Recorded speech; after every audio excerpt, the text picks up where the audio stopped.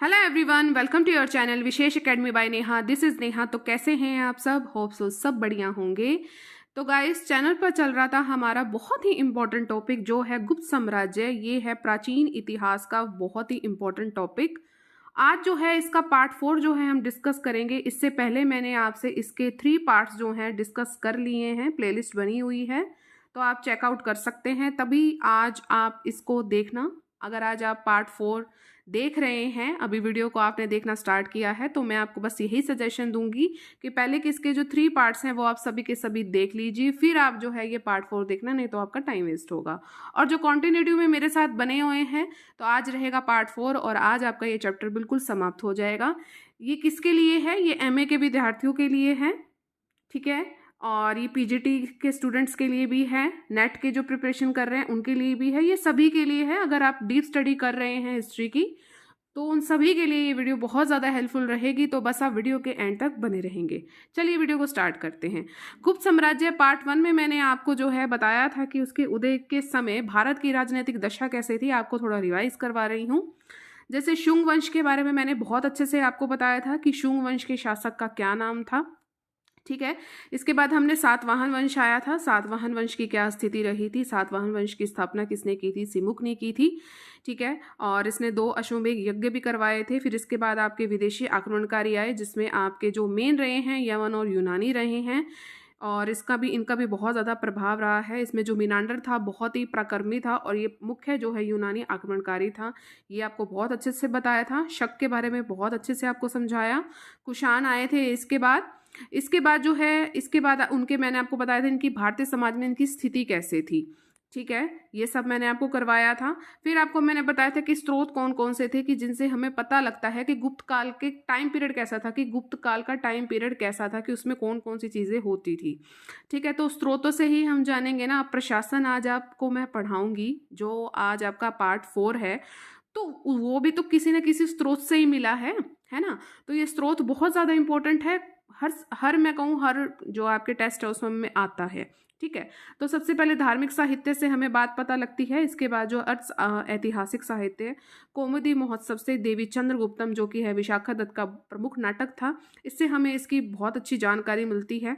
मुद्रा राक्षस हो गई। ये सारी आपको जो है बुक्स याद रखनी है, उनके लेखक याद रखने हैं, नाटक के लेखकों के नाम याद रखना है। मृच्छकटिकम हो गया, कामसूत्र हो गया, कालिदास की रचनाएं हो गई, हर्षचरित्र, ये सभी। और चाहे जितने भी विदेशी हमारे भारत में हैं, उन्होंने जो भी विवरण दिया है बहुत ही इंपॉर्टेंट रहा है। पुरातात्विक साक्ष्यों की अगर बात करें तो अभिलेख इसमें बहुत ज़्यादा इंपॉर्टेंट है, ठीक है। गुप्त अभिलेख हो गए, शिलाएं हो गई, स्तंभ हो गए, ताम्रपत्र पत्र हो गए। अब हमें संस्कृत, इन अभिलेखों की भाषा संस्कृत थी, तो पता लगा ना कि इनकी जो भाषा थी वो क्या थी, वो संस्कृत थी, ठीक है। और समुद्रगुप्त के दरबारी कवि के बारे में बहुत अच्छे से मैंने आपको बताया था। कौन था? हरिसेन था। सिक्के के बारे में बताया, मोहरे बताए, भवंत था स्मारक। फिर इसके बाद मैंने आपको बताया था कि पहला जो है शासक कौन था संस्थापक इनका? श्रीगुप्त था। और अभिलेखों में इसको आदिराज कहा गया। फिर इसके बाद अगला आपका अधिकारी आया, ठीक है, घटोत्कच आया। इसने जो है महाराज की उपाधि ली। टाइम पीरियड इसका 300 से 319। इसके बाद चंद्रगुप्त प्रथम आया, जिसका टाइम पीरियड माना जाता है 320 से 335, ठीक है। ये इसने जो है पदवी ली थी, किसकी ली थी? महाराजाधिराज की। ये जो जितनी भी उपाधि हैं, जितनी भी पदवी हैं, कुछ भी मैं आपको पढ़ा रही हूँ, ये सभी के सभी इंपॉर्टेंट है। इसकी शादी हुई थी लिच्छवी राजकुमारी से, कुमार देवी से हुई थी। फिर इसका बेटा हुआ था समुद्रगुप्त, जो कि अगला आएगा। इसका टाइम पीरियड आपने सबने याद रखना है 335 से 375 ईस्वी, ठीक है। इसके बाद ये भी बहुत अच्छा इंसान था। प्रयाग प्रशस्ति में इसकी बहुत बहुत जो है प्रशंसा की गई है। विजयों की बात करें तो इसका विवरण भी हमें मिलता है। इसने उत्तरी भारत की विजय की थी, ठीक है। और इसको भी, इसके बाद इसने दक्षिण भारत की विजय की। ये सब मैं आपको पहले पढ़ा चुकी हूँ, बस आपको रिवाइज करवा रही हूँ फटाफट। 12 जो है इसने राजाओं को पराजित किया था, ठीक है। इनके बारे में भी हमने डिटेल में पढ़ा था। फिर ये राज्य लौटाने की नीति भी इसने अपनाई, की जीत तो लिए थे, वापस इन्हें सब लौटा दिए थे। इसने जो आर्टिक जो जंगली राजाओं पर भी इसने विजय की थी। सीमावर्ती प्रदेशों की विजय इसकी बहुत प्रमुख रही है। पश्चिमी सीमा जो इसके प्रदेश है, इस पर भी इसने बहुत अच्छी पकड़ बना रखी थी। इसके विदेशी शक्तियों से बहुत अच्छे संबंध थे, ठीक है, तो ये सब मैंने आपको बताया था। इसने अश्वमेध यज्ञ भी करवाए थे, इसने अपने साम्राज्य का विस्तार कहाँ से कहाँ तक किया था, वेरी वेरी इंपॉर्टेंट। तो ये चीज़ भी आपको अपनी ध्यान रखनी है। इसके बाद जो क्वेश्चन आता है कि समुद्रगुप्त भारतीय नेपोलियन के रूप में, जो नेपोलियन और समुद्रगुप्त का जो है डिफरेंस किया गया था, ठीक है, लेकिन मैं कहूँगी समुद्रगुप्त बेटर था, तभी कहती हूँ पहले की वीडियो देख लेना, तभी आपको समझ आएगा। इसके बाद रामगुप्त आया, ठीक है, इसका बेटा आया, और ये इतना मतलब काम का बंदा नहीं था, ठीक है, लेकिन इसका एक दिलचस्प जो बात है कि इसकी जो बीवी थी, इसकी शादी किससे हुई है, जो इसका अगला भाई आएगा ना, चंद्रगुप्त द्वितीय या विक्रमादित्य, विक्रमादित्य इसकी उपाधि है, तो इसने ध्रुव स्वामी से शादी करी थी, ठीक है, अपनी भाभी से ही विवाह इसने किया था। और आपको चंद्रगुप्त द्वितीय या विक्रमादित्य की जो माता है उसका नाम आपने ध्यान रखना है, दत्त देवी था। आपको इसकी जो जितनी भी उपाधियां हैं, जितने भी अभिलेख हैं, ये सब आपको याद रखने हैं कि किस अभिलेख में, जैसे आपको ये बताया गया है कि जो वाकाटक अभिलेख है इसमें इसको देवश्री भी कहा गया है, ठीक है, तो ये चीज़ भी आपने ध्यान रखनी है। बहुत अच्छे से मैंने हर चीज़ को हाईलाइट किया हुआ है, तो आपने उतनी ही चीज़ें पढ़नी है, हाईलाइटेड पे तो बहुत बहुत अपनी पकड़ बना के रखनी है जो एमए के स्टूडेंट्स हैं। बाकी जो पीजीटी के स्टूडेंट्स हैं, चाहे नेट के स्टूडेंट्स हैं, उनको पता है कि हमारे लिए तो एक एक पॉइंट बहुत ज़्यादा इंपॉर्टेंट है, ठीक है। तो 6 अभिलेख हमें प्राप्त हुए हैं, 2 मथुरा से हुए हैं, 2 उदयगिरी से हुए, 1 सांची, 1 इलाहाबाद से। इसके बाद इसने तरह तरह के अपने वैवाहिक संबंध बनाए हैं, ठीक है, तो ये चीज़ भी मैंने आपको बता दी है। ध्रुव देवी से इसकी शादी हुई थी, ठीक है, इसकी जो प्रथम पत्नी थी कौन थी, ध्रुव देवी थी। पुत्र थे 2 इससे, कुमारगुप्त और गोविंदगुप्त, ठीक है। फिर इसने दूसरी शादी करी कुबेर नाग से, नागवंश की राजकुमारी थी ये, और इसमें जो है प्रभावती गुप्ता का इसमें इससे जन्म हुआ, ये बेटी का जन्म हुआ। और जो इसकी बेटी थी इसका विवाह इसने वाकाटक नरेश रुद्रसेन द्वितीय के साथ किया। ये सब मैंने आपको कल की वीडियो में बताया था। इसके बाद इसके विजय के बारे में बहुत अच्छे से मैंने बताया। फिर इसके बाद जो है इसने अपने किस तरह साम्राज्य का विस्तार किया और इससे इसकी प्रतिष्ठा में किस तरह की वृद्धि हुई, आंतरिक व्यापार में कैसे वृद्धि हुई, और विदेशी शासन का किस तरह अंत हुआ, और गणराज्यों पर भी इसने जो छोटे छोटे गण थे उस पर भी इसने अपनी किस तरह की पकड़ बनाई। बंग की विजय बहुत ही इंपॉर्टेंट है, बलग विजय भी मैंने आपको अच्छे से समझाया था, ठीक है। इसके बाद हमारी कुमारगुप्त प्रथम की बात हुई थी, इसको क्या कहा जाता है, इसके बारे में हमें इतने तथ्य नहीं मिले हैं, ठीक है, लेकिन फिर भी हमने इसको पढ़ना तो था ही, ठीक है। तो ये मैंने आपको बताया था कल की वीडियो में। फिर जो लास्ट का जो शासक है स्कंदगुप्त, ठीक है, 455 से 467 ईस्वी का था इसका टाइम पीरियड था। इसकी उपलब्धियां बहुत अच्छे से मैंने आपको जो है कल करवाई थी कि पुष्यमित्रों पर इसने विजय की थी, कि जो इसका स्कंदगुप्त के पिता कुमारगुप्त के शासनकाल में ये जो पुष्यमित्र आने लग गए थे, तो स्कंदगुप्त ने इनको जो हराया था। स्पीड थोड़ी तेज रहेगी क्योंकि मैं आपको रिवाइज करवा रही हूँ, अगर आप कहें कि स्पीड तेज है तो पहले की वीडियोस देखिए। फिर इसने लोकहित कार्य करे, धार्मिक नीति, सिक्के, मूल्यांकन, ये सब मैंने आपको कल जो है करवा दिया था। आज जो हम बात करेंगे इसके शासन प्रबंध की करेंगे, ठीक है। तो अब हमारा जो है पार्ट 4 स्टार्ट हो गए। चलिए स्टार्ट करते हैं। गुप्त जो इसके सम्राट है, गुप्त सम्राटों ने लगभग समस्त भारत पर विजय प्राप्त करके ना ही केवल एक विशाल साम्राज्य की स्थापना की थी, एक कुशल शासन प्रबंध की व्यवस्था भी की थी, बिल्कुल की थी। अगर मौर्य काल की अगर हम इनकी राजनीति का ग्रंथ हमने जानना है, आप सबको पता है कि अर्थशास्त्र है, मेगस्थनीज का इंडिका है, यहाँ से हमें मौर्य काल के प्रशासन की जो राजनीति इन सब के बारे में बहुत अच्छे तरीके से हमें प्रमाण मिल जाते हैं कि इन्होंने कैसे अपने प्रशासन को चला रखा था।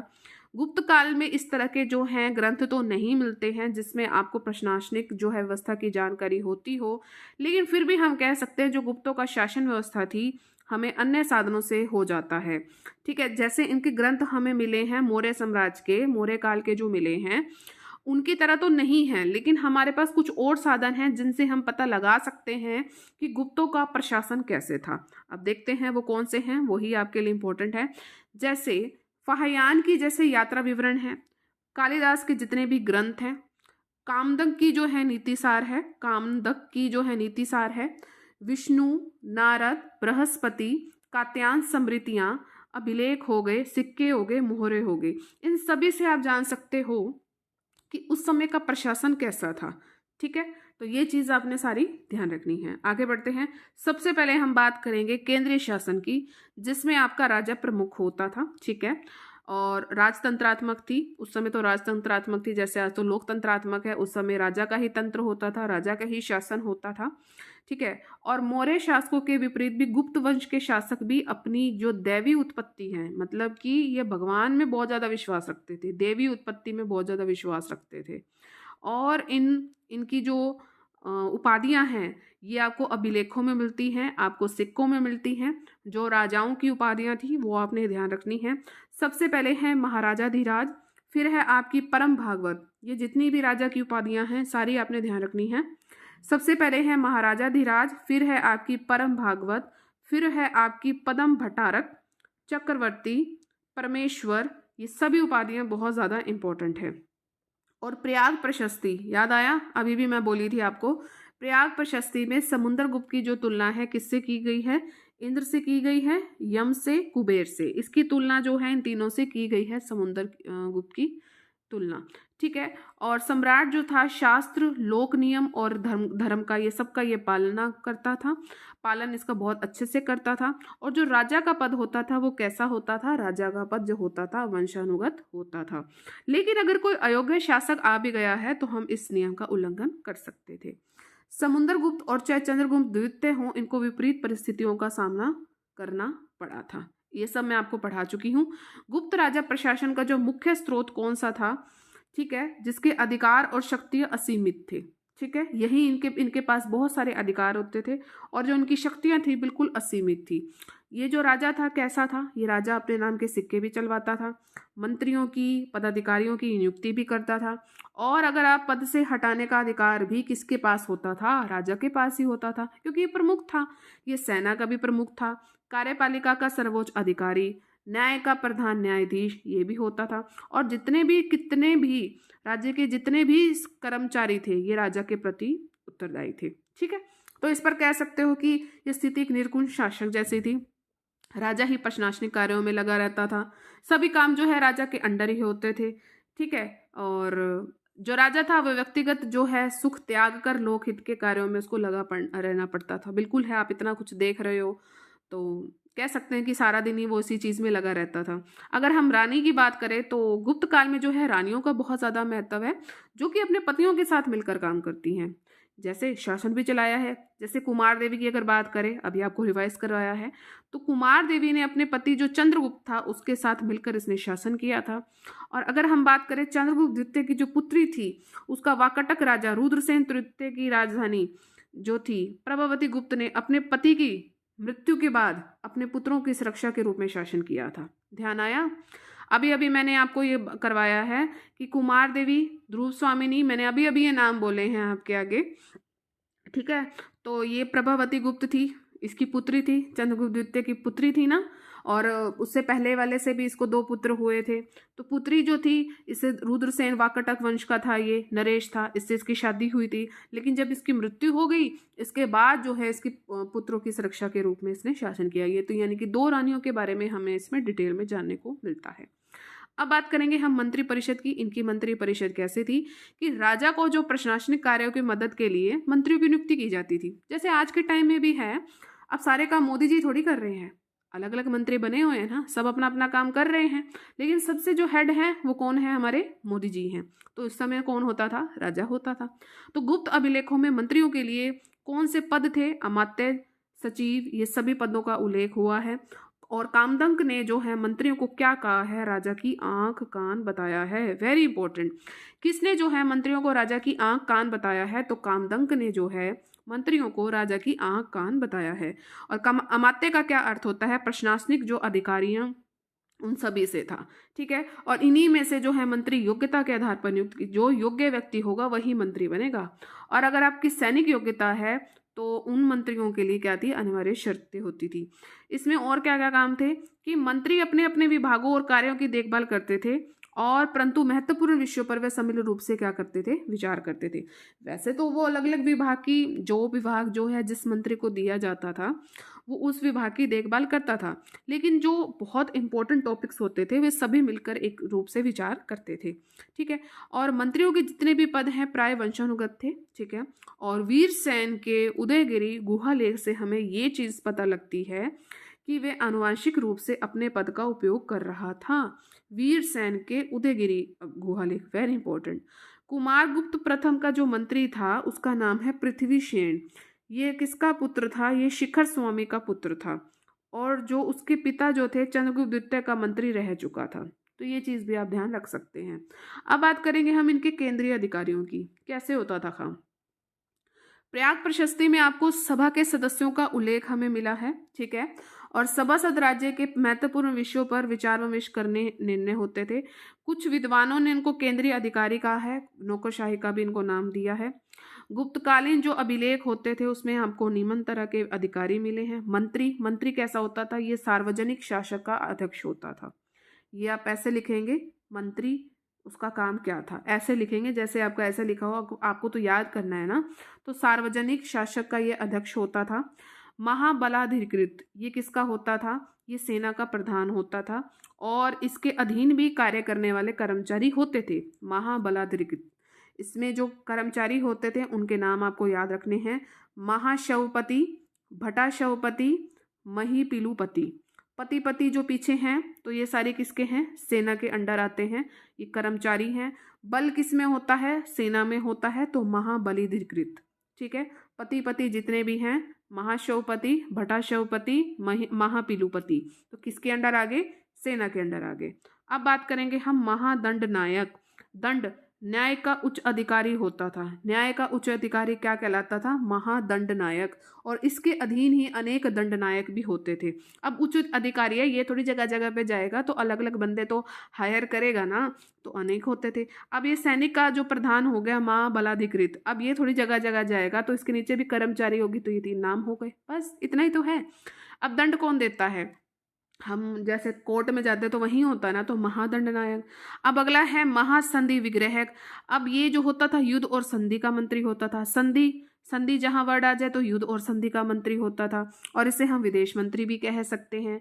अब बात करें हम अक्षपटलाधिकृत, ये राजकीय कागज जो पत्र होते थे उसका मंत्री होता था। पटला पे, पटल पे लिखना होता है ना, तो कागज पत्र का ये मंत्री होता था, और इसी की सहायता से गुप्त मंत्री जो है शासन करते थे। जितने भी गुप्त मंत्री रखे हुए थे और जो ये चीज़ें लिखी हुई थी कागज पत्र पर, तो इसी की हेल्प से ये अपना शासन करते थे। अब बात करेंगे हम महाभंडाकारी। ये कैसे थे? ये रसद विभाग का सर्वोच्च पदाधिकारी होता था। इसी की देखरेख में जो है सेना को क्या पहुंचाई जाती थी? रसद पहुंचाई जाती थी, ठीक है। तो ये बहुत ही इम्पोर्टेंट है। कुमारामत्य जो है एक प्रोफेसर हैं, उन्होंने इसके बारे में बताया है। कुमारामत्य जो होते थे ये उच्च पदाधिकारियों का एक विशिष्ट समूह था, जो आज के टाइम में जैसे आईएएस अधिकारियों की भांति था, आप समझ सकते हैं। उस समय के आईएएस अधिकारी हैं ये। इस वर्ग के जो पदाधिकारी होते थे अपनी योग्यता के अनुसार उच्च से उच्च पद पर ही नियुक्त किए जाते थे, मतलब उस टाइम भी कठिन चीजें थी, ठीक है। अब बात करेंगे हम सामंत राजा की, ठीक है। तो गुप्त काल में जो है सामंतवाद का उदय हो चुका था, बिल्कुल हुआ है। और सामंतवाद के उदय के लिए अब कौन सी चीज जो है जिम्मेदार है कि उस समय सामंतवाद हुआ है? सामंतवाद का जो टॉपिक है मैंने आपको बहुत अच्छे से है वर्ड हिस्ट्री में करवा रखा है, ठीक है। तो सामंतवाद के उदय के लिए जो है समुद्रगुप्त की जो अधीनस्थ राजाओं के प्रति जो अपनाई गई नीति ही उत्तरदायी थी। जैसे जो इसने 12 राजाओं को हराया था ना, हरा के उनको वापस दे दिया था, उनके शासन करने को जाओ तुम कर लो। लेकिन उन राजाओं ने इसके अधीन तो हो गए थे, समुद्रगुप्त के अधीन हो गए थे, लेकिन इसके बाद ना ये अपने छोटे छोटे राज्यों में फैल गए थे, ठीक है। तो ये सामंती बन गए थे। अब एक बार तो हार गए, उसके बाद राजा वाली पोजीशन तो रहेगी नहीं, ठीक है।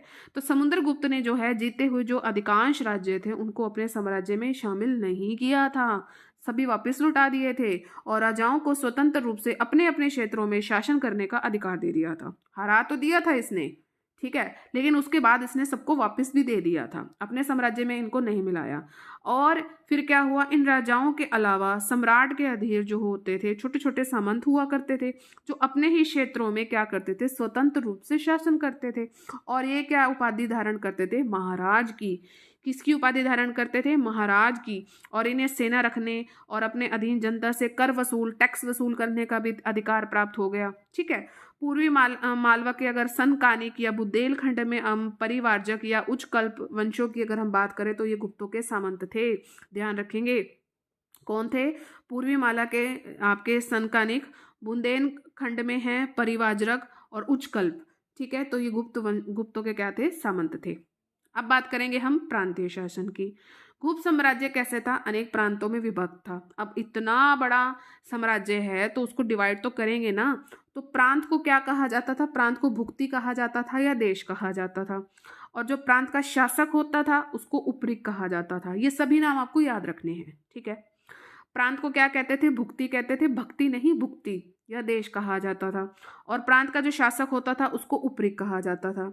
अब जो ये प्रांत का जो शासक है इसकी नियुक्ति कौन करता था? वो करता था सम्राट। और सम्राट ये उसी के प्रति जो उपरिक था ये सम्राट के प्रति क्या था? उत्तरदायी था। और जो सीमांत प्रदेशों के जो शासक होते थे उनको कहते थे गोप्ता। क्या कहलाते थे? ये गोप्ता कहलाते थे। जो मान लो कि ये सीमा बनी हुई है, सीमांत मतलब अंत हो गया सीमा का, तो जो ये अंत हो गए ना जो प्रदेश होते इनके शासन क्या कहलाते थे? गोप्ता कहलाते थे, ठीक है। उपरिक के पद पर जो ये उपरिक है, प्रांत का जो शासक है उपरिक, इसके पद पर प्राय राजकुमार या राजवंश से संबंधित व्यक्तियों को ही नियुक्त किया जाता था। राजकुमार होता था या राजवंश से संबंधित, ऐसे कोई हरा गहरा प्रांत का शासक नहीं बन सकता था। कभी कभी योग्य व्यक्तियों को भी ये पद दे दिया जाता था। चंद्रगुप्त द्वितीय का जो छोटा पुत्र था, याद आया? गोविंद गुप्त, तीर भुक्ति दरभंगा, ठीक है, ये इसका था। और कुमार गुप्त प्रथम का जो पुत्र था घटोत्कच गुप्त, ये पूर्वी मालवा का उपरिक था, ठीक है। तो ये चीज़ आप ध्यान रखोगे, गोविंद गुप्त और घटोत्कच गुप्त ये पूर्वी मालवा का उपरिक था। क्वेश्चन आ सकता है कि कुमार गुप्त का पुत्र ये कहाँ का था उपरिक? ये पूर्वी मालवा का उपरिक था। और गोविंद गुप्त कहाँ था? तीर भुक्ति का, गोविंद तीर मारता है, दरभंगा में है, ठीक है। स्कंदगुप्त के समय में पर्णदत्त जो था, पर्णदत्त ये भी मैंने आपको पढ़ा दिया है, पर्णदत्त ये सौराष्ट्र का राज्यपाल था, ठीक है। और गुप्त प्रशासन के जो प्रमुख प्रांत थे वो कौन कौन से थे? एक तो यही सौराष्ट्र था, एक पश्चिमी मालवा था, अवंती जिसे कहते हैं, पूर्वी मालवा जो ये वाला था एरण, तीर भुक्ति दरभंगा में है, पुंडवर्धन, मगध, ये थे प्रमुख प्रांत। तो प्रमुख प्रांतों में से हमने 3 का पढ़ लिया है। एक तो हमने पढ़ा है कि जो तीर भुक्ति है जो दरभंगा में है उसका कौन था उपरिक? उसका था गोविंद गुप्त, ठीक है। पूर्वी मालवा का कौन सा था? घटोत्कच गुप्त। और सौराष्ट्र का राज्यपाल कौन था? पर्णदत्त, ठीक है। तो ये चीज़ आपने ध्यान रखनी है। और भी जो नाम है जैसे कि आपका पुंडवर्धन हो गया, मगध हो गया, ठीक है। तो ये जो प्रमुख प्रांत थे उस समय। और प्रांतपति अपने अधीन जिलों के सर्वोच्च पदाधिकारियों की नियुक्ति भी करता था, उनकी सभी जो एक्टिविटीज़ है उस पर वो नियंत्रण रखता था। तो ये चीज़ आपने ध्यान रखनी है। उम्मीद है आपको समझ आ गया होगा। समझ आ गया है तो लाइक आप ज़रूर कर देंगे, और चैनल से अगर आप नए जुड़े हैं तो सब्सक्राइब आप ज़रूर कर देना। जिला तथा नगर प्रशासन की अब हम बात करेंगे। जो भुक्ति होती थी ये वही भुक्ति है भाई, ये रही प्रांत, ठीक है। प्रांत को भुक्ति आदेश कहा जाता था ना। अब भुक्ति का भी तो हम विभाजन करेंगे तो भुक्ति का विभाजन अनेक विषयों यानी जिलों में हुआ था। अब विषय या जिले तो उसको विषयपति इसका अधिकारी होता था, ठीक है। और विषयपति की नियुक्ति किससे होती थी? वो प्रांत का जो उपरिक होता था उसके द्वारा जो है इसकी नियुक्ति होती थी। परंतु कभी कभी स्वयं सम्राट भी इसकी नियुक्ति कर देता था।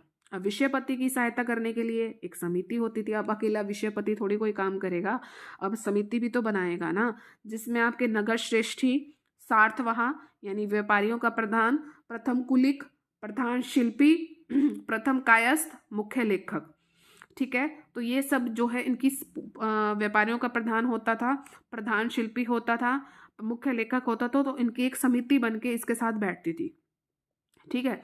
फरीदपुर ताम्रपत्र नंबर 3 में विषयपति में सदस्यों की संख्या कितनी मिली है? हमें 20 मिलती है। और इसके सदस्य जो क्या कहलाते थे? विषय महत्तर कहलाते थे। महत्व दिया जाता था ना, विषयपति था उसके साथ एक समिति बैठती थी, 20 बंदे बैठते थे, तो इन सदस्यों को क्या कहा जाता था? विषय महत्तर कहलाते थे। Got it? आगे बढ़ते हैं।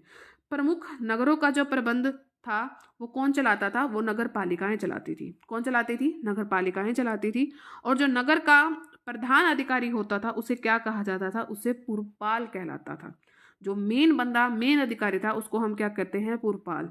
उसकी सहायता के लिए भी करने के लिए एक समिति होती थी, इसके लिए भी होती थी। और जूनागढ़ लेख से हमें ये चीज़ पता लगी है कि जो गिरनार नगर का जो पुरपाल चक्रपाली था, ठीक है, और नगर समिति का कार्य नगर में शांति की स्थापना करना, सभागृह, सरोवर, मंदिर बनवाना, सारे सार्वजनिक काम यही करते थे नगर पालिका वाले। अब बात करेंगे हम ग्राम शासन की। गांव कैसा था? गांव भाई शासन की सबसे छोटी इकाई होती थी जिसका प्रशासन जो है ग्राम सभा द्वारा चलाया जाता था।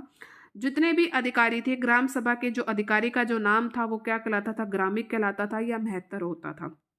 ग्रामिक कहलाता था अधिकारी या मैत्र कहलाता था। और ग्राम सभा को मध्य भारत में पंचमंडली, बिहार में ग्राम जनपद जो है कहा जाता था। मध्य भारत में किस नाम से जाना जाता था, पंच मंडली के नाम से जाना जाता था। और बिहार में किस नाम से जाना जाता था, जनपद कहा जाता था। अब इनका काम क्या होता था, इनकी होता थे गांव की सुरक्षा करनी है, झगड़ों के जो है उनका निपटारा करना है, निर्माण कार्य करवाने हैं, राजस्व एकत्रित करना है। तो ये सभी काम किसके होते थे, ग्राम सभा के होते थे। अब बात करेंगे हम वित्तीय प्रशासन की। अब जैसे इन पे है कि भूमि पर सम्राट का ही स्वामित्व माना जाता था। राज की भूमि के अलावा ऐसी भूमि भी थी, किसानों का स्वामित्व था। मंदिरों और ब्राह्मणों को जो भी भूमि दान में दी जाती थी उसे क्या कहते थे, अग्रहार कहते थे। जो भी भूमि मंदिरों में तथा ब्राह्मणों को जो दान दी जाती थी उनको अग्रहार कहते थे। और जो ये अग्रहार होती थी ये भूमि टैक्स से बिल्कुल मुक्त होती थी। ठीक है। और गुप्त राजा थे, उन्होंने सिंचाई की उत्तम व्यवस्था भी इन्होंने अपनाई थी। और जो भूमि कर, जो भूमि में टैक्स लिया जाता था वो जो राज्य की आय का बिल्कुल प्रमुख स्रोत होता था।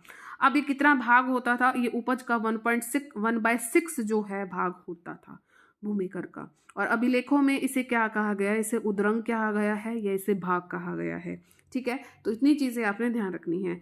स्मृति ग्रंथों की अगर बात करें तो स्मृति ग्रंथों में इसे वृत्ति कहा गया है।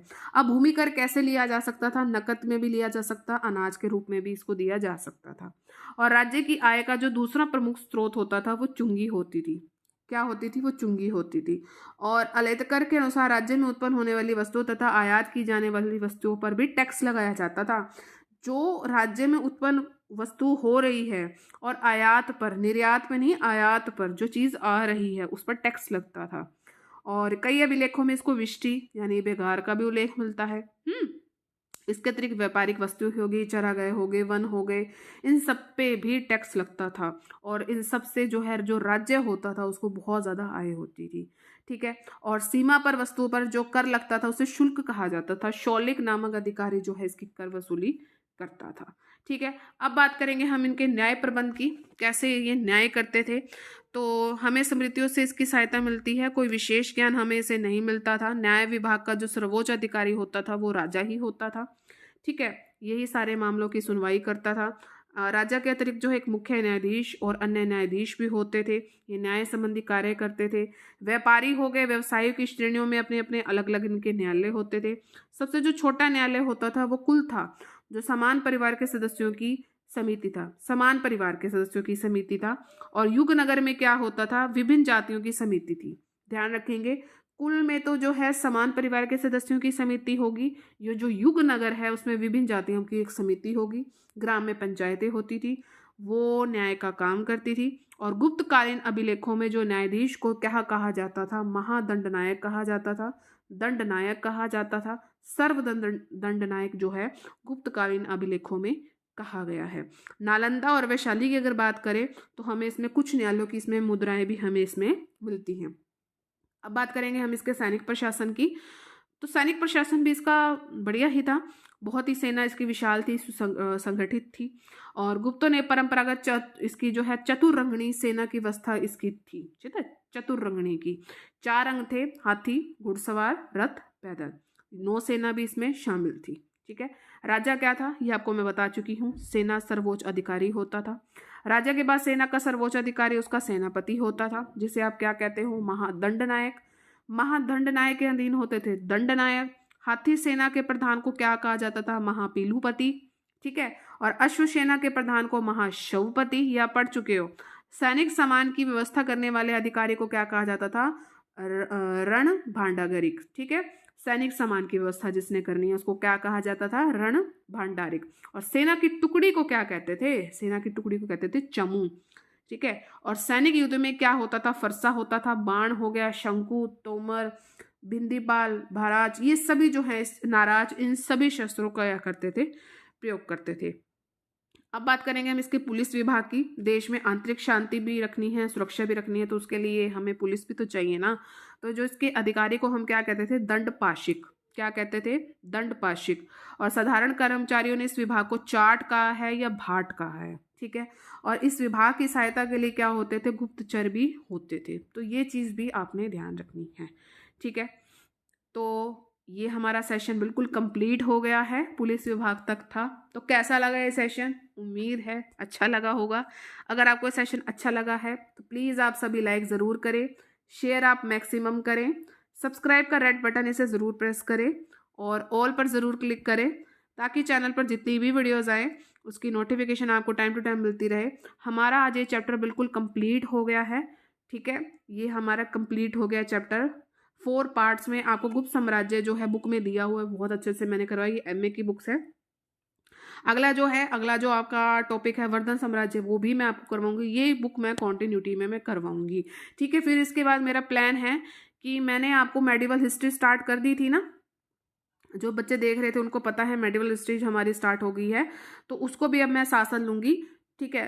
एक जो टॉपिक है इसका हम लेंगे प्राचीन इतिहास का, इसी बुक का वर्धन वंश का।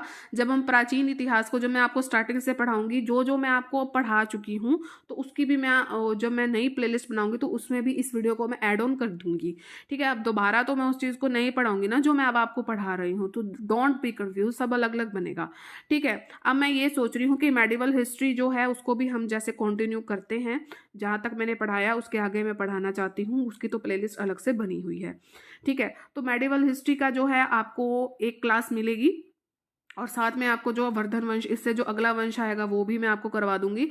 तो ये हम जो है ऐसे इस काम को अपना कंटिन्यूटी में करेंगे, ठीक है। चलिए मिलेंगे अपने नेक्स्ट सेशन में। Till then thank you so much for watching, bye bye guys and take care.